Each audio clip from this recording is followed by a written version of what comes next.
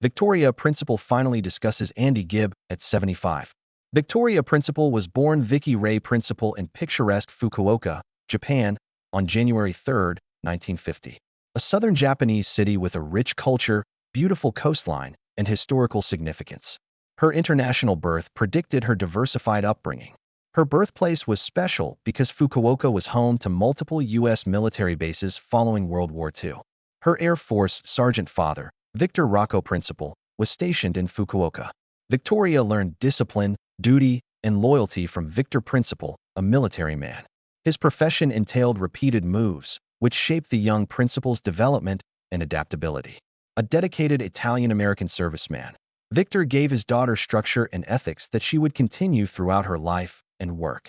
English-born Mother Ray Principal was a homemaker. A kind, maternal figure in Victoria's life, Ree gave serenity and consistency among their frequent family moves. As an Englishwoman, Ree was gentle and supportive, raising her daughters with grace, curiosity, and a love of learning and culture.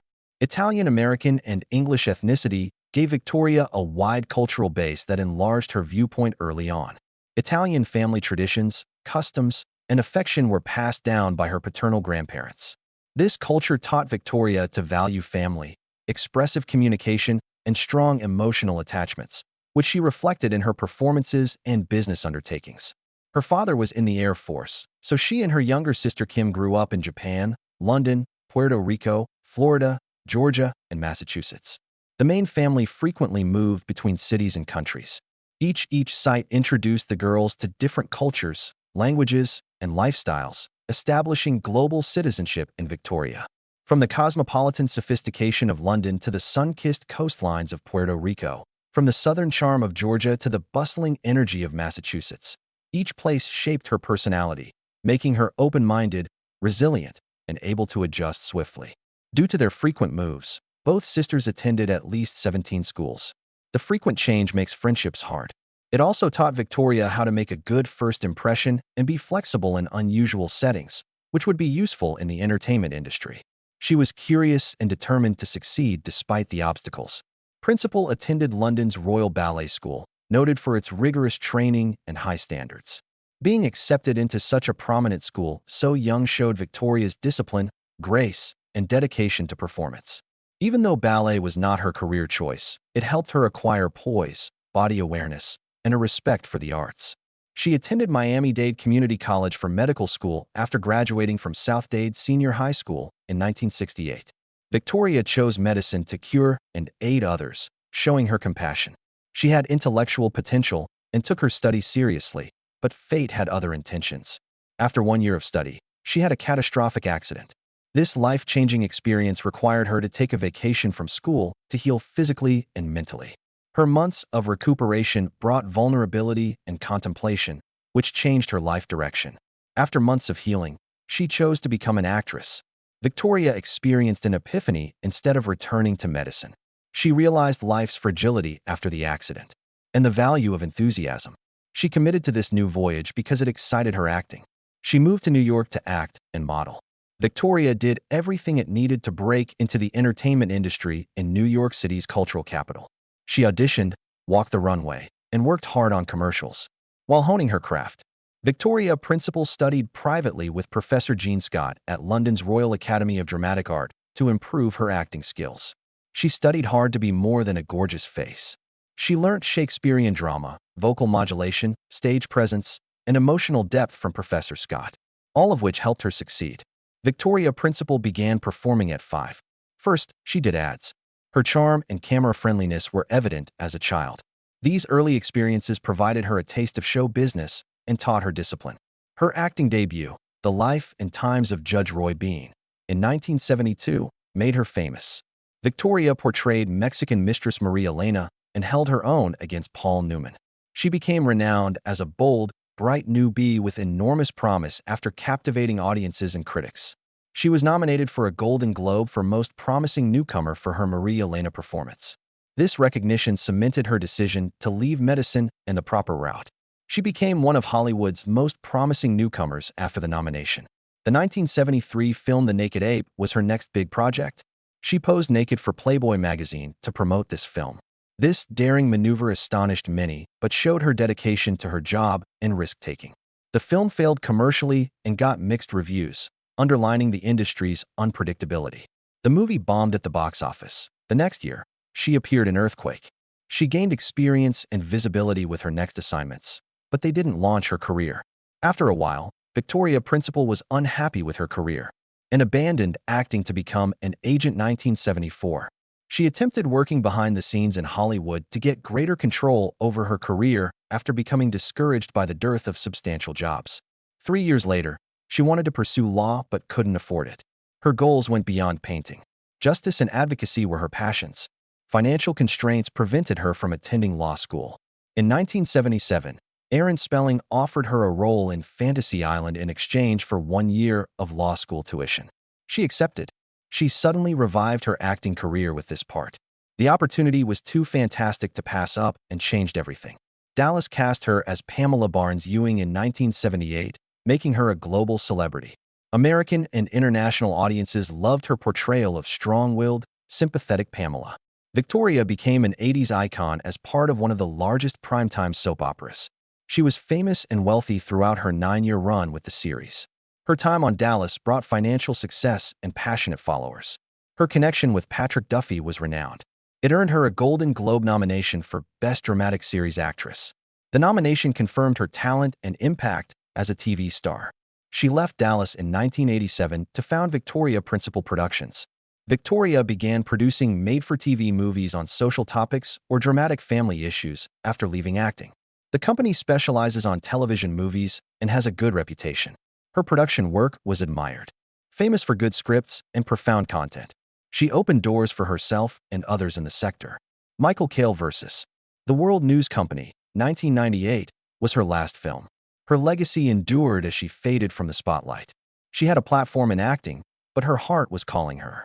Her subsequent TV roles included Titans, 2001, The Practice, 2000, and Dallas Reunion, The Return to South Fork, 2004. She could reconnect with fans and reflect on her career while appreciating her contributions to the medium in these roles.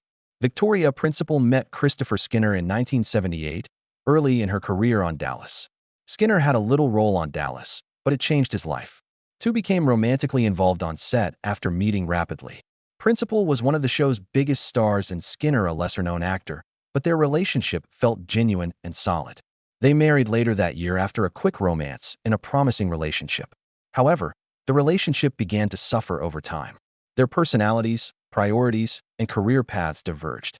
Victoria, at the height of her stardom and juggling a successful broadcast and business career, struggled with marriage. Skinner's lesser Hollywood profile may have increased pressure. Though they tried, irreconcilable issues led to their discreet divorce in 1980, 2 years after their wedding. Although brief, the marriage shaped Principal's personality and her changing views on love, compatibility, and independence. Victoria Principal focused on her acting career and creating a formidable cosmetics and wellness brand in the early 1980s after her first divorce. After several years, in 1985, she again considered marriage. She married Beverly Hills cosmetic and reconstructive surgeon Harry Glassman that year. Dr. Glassman was recognized in medicine for his discretion and work with high-profile individuals. Given its beauty, celebrity, and medicine focus, their union garnered media attention. This marriage seemed steady and respectful, unlike her first. At Hollywood functions, the couple exuded refinement, partnership, and success. Principal and Glassman lived a secluded existence for years despite their fame. They lived in an exquisite Beverly Hills home and shared aspiration and support, but they did not have children. Victoria's skincare product, Principal Secret, took off and made her a celebrity entrepreneur pioneer. She was active in animal rights and environmental charities during their marriage. Their 2-decade romance, unlike her brief marriage, eventually led to their separation. Their 2006 divorce followed 20 years of marriage. Both sides kept quiet about their personal reasons for the peaceful parting. Victoria Principal has advocated self-awareness and human growth in interviews, demonstrating that individuals can grow apart while honoring their history. Victoria Principal never remarried after her divorce from Dr. Glassman, despite rumors of her dating famous entertainers. She has said in interviews that she does not want children. She chose to focus on her work, hobbies, and philanthropy. Her independent personality in love and life has characterized her on screen and off, as she is respected for her composure, brilliance, and lasting influence. Victoria Principal, actress, entrepreneur, and former Dallas star aged 75, has now opened up about her passionate but fatal love with musician Andy Gibb. Victoria recently gave a heartfelt interview about her relationship with Andy, which captivated the public in the late 1970s and early 1980s. She had mostly kept quiet to protect her privacy and avoid tabloid narratives. The interview shed light on the intensity of their bond, the pain of their breakup, and the lingering impact he had on her life. Victoria met Andy Gibb at their career's peak. She was famous for playing Pamela Barnes-Ewing on Dallas, while Andy, the youngest brother of the Bee Gees, became a teen idol with solo successes including Shadow Dancing, Everlasting Love, and I Just Want to Be Your Everything. Their 1981 relationship was characterized by quick spark and a whirlwind affair. Victoria liked Andy's boyish charm, sensitivity, and fragility, while Andy liked her beauty, refinement, and strength. This stylish, successful, and in-love couple appeared perfect to the public. Behind closed doors, their partnership was tested by emotional and professional challenges. Andy's cocaine addiction hampered his career and personal life. Victoria, who had always lived a rigorous and healthy lifestyle, was caught between loving Andy and seeing him self-destruct. She later said she thought their love could save him. She heartbreakingly realized that love alone couldn't help someone who wasn't ready to change as his addiction developed. Victoria recently said leaving the relationship was one of her hardest decisions. She still loved Andy, but she realized remaining with him may have aided his decline. I had to leave because I cared too much, she added. Staying would make me part of the problem, something I couldn't do to him or myself. Her departure was partly self-preservation and partly a veiled plea for Andy to get assistance. Unfortunately, Andy never recovered. In later years, his career and health suffered. Andy Gibb, 30, died of myocarditis on March 10, 1988, perhaps due to drug usage. The news crushed Victoria. In her later years, she stated that her heart never entirely healed from their separation.